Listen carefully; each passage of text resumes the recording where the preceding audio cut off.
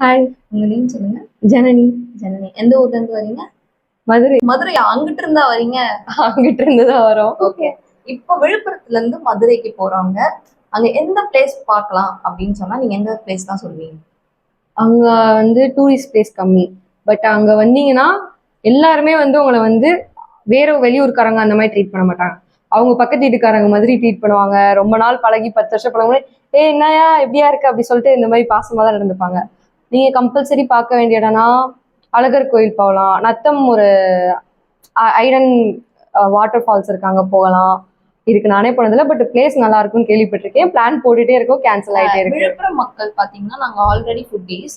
So அங்க ஒரு place சூப்பரா ஒரு ஹோட்டல் இருக்கு, நல்லா சாப்பிடலாம் அப்படின்னா எந்த ஹோட்டல் சொல்றீங்க?